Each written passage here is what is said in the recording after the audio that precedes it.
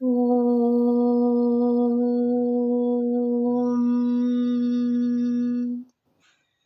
ఓం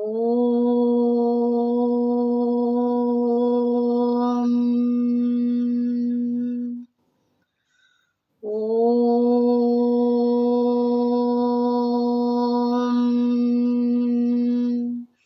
గురుర్బ్రహ్మా గురుర్విష్ణు గురుర్దేవో మహేశ్వరః గురుః సాక్షాత్ పరబ్రహ్మ తస్మై శ్రీ గురవే నమః.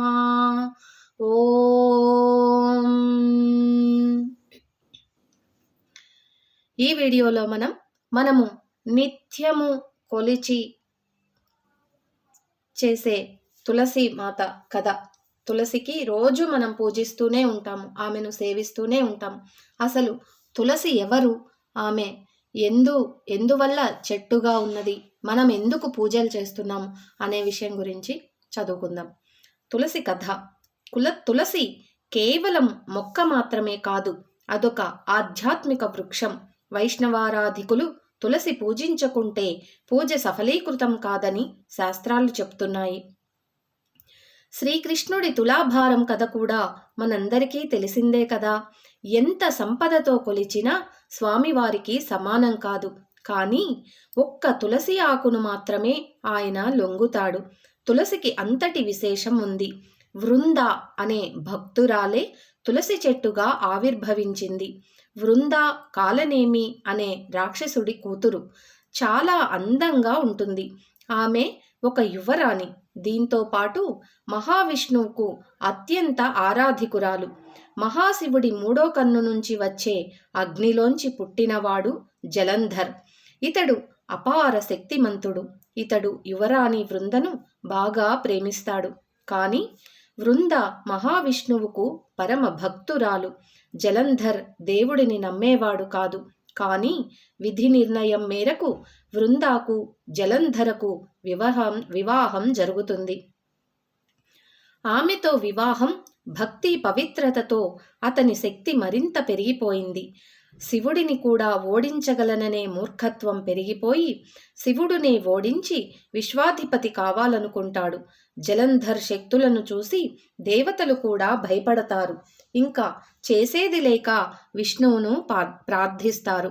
వృంద భక్తురాలు కావటంతో జలంధర్ను ఎలా హతమార్చాలన్న సందిగ్ధం కలుగుతుంది విష్ణుమూర్తికి. కానీ జలంధర్ వల్ల దేవతలు ఎక్కువగా పీడింపబడుతున్నారు.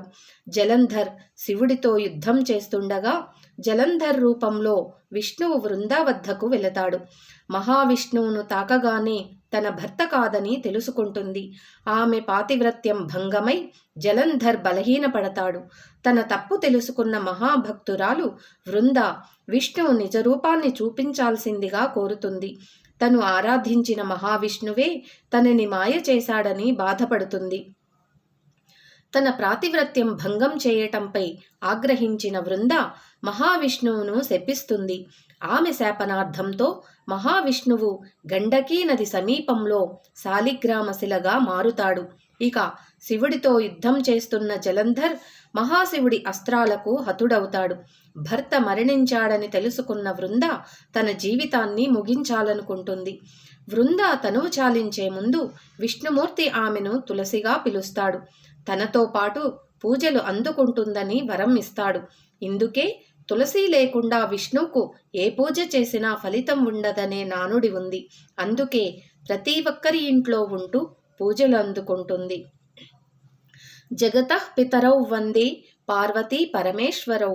ఓం నమః శివాయ. ఓం శ్రీమాత్రే నమః. మన ఇంట్లో జరిగే కొన్ని అనర్థాలకు లేదంటే మన ఆరోగ్య విషయాలకు సంబంధించి తులసి మనకు కొన్ని సంకేతాలను ఇస్తూ ఉంటుంది. ఆ సంకేతాలు ఎలా ఉంటాయో ఇప్పుడు మనం తెలుసుకుందాం. తులసి ఇచ్చే సంకేతాలు. తులసి మొక్కతో మీ కుటుంబ భవిష్యత్తు తెలుసుకోవచ్చు. తులసి సాక్షాత్తు దైవతా వృక్షంగా హిందువులందరూ భావిస్తారు. తులసి మొక్క లేని ఇల్లు ఉండదు అంటే అతిశయోక్తి కాకపోవచ్చు. తులసి ఆరాధన చేస్తే శ్రీ మహావిష్ణువు, లక్ష్మి కటాక్షం కలుగుతుంది. అంతేకాదు సకల శుభాలు, ఆరోగ్యాన్ని తులసి ప్రసాదిస్తుంది. అటువంటి పరమ పవిత్రమైన చెట్టు కేవలం దైవ సంబంధమైన పూజకే కాదు, మన ఇంట్లో జరగబోయే విషయాలను కూడా చెప్తుందని పండితులు అనుభవం మీద గడించిన విషయాలను తెలియజేస్తున్నారు. ఆ విషయాలు ఇప్పుడు పరిశీలిద్దాం. తులసి మొక్క తన సహజ రంగును కోల్పోవటమో, ఆకులు సడన్గా ఎండిపోవటమో లేదా రాలిపోవటమో జరుగుతుంది. ఈ మార్పులను బట్టి ఇంట్లో వారికి భవిష్యత్తులో ఏం జరుగుతుందో తెలుసుకోవచ్చట. ఒక రకంగా తులసి చెట్టు మార్పులు మన భవిష్యత్తుకు సంకేతాలట. తులసిలో వచ్చే మార్పులు, వాటి సూచనలు ఇప్పుడు మనం తెలుసుకుందాం. తులసి ఇచ్చే సంకేతాలు. ఒకవేళ నీళ్లు పోయకున్నా తులసి మొక్క బాగా పచ్చగా ఏపుగా పెరుగుతుంటే ఇంట్లో వారికి అదృష్టం కలిసి రాబోతుందని అర్థమట. భవిష్యత్తులో వారికి సంపద బాగా వస్తుందట. తులసి చెట్టు ఎప్పుడూ పచ్చగా ఉంటే ఇంట్లో ఆనందం, సంతోషం మన వెంటే ఉంటాయట. ఇంట్లో వారికి ఎలాంటి సమస్యలు రావని అర్థం. ఒకవేళ పచ్చగా కలకలలాడుతున్న తులసి చెట్టు ఆకులు సడన్గా ఎండిపోతే ఆ ఇంటి యజమానికి ఆరోగ్యపరంగా కీడు జరగబోతోందని అర్థం. ఏదైనా పెద్ద అనారోగ్యం వచ్చే అవకాశం ఉంటుందని అర్థం. చెట్టు ఆకులు సడన్గా వేరే రంగుకు మారితే ఇంట్లో ఉన్నవారు క్షుద్రశక్తుల బారిన పడనున్నారని అర్థమట. ఎవరైనా గిట్టని వారు క్షుద్రశక్తులు ప్రయోగించినప్పుడే తులసి ఆకులు రంగు మారుతాయట. దీన్ని బట్టి తులసి మొక్కని భక్తిగా పూజ చేయటమే కాదు, తులసి మొక్క ఆరోగ్యంగా ఉండేలా చూసుకోండి. మొక్కలో మార్పులు గమనిస్తూ ఉండండి. ఓం శ్రీ తులసి దేవ్యై నమః. ఓం నమో భగవతే వాసుదేవాయ. ఓం శ్రీమాత్రే నమః.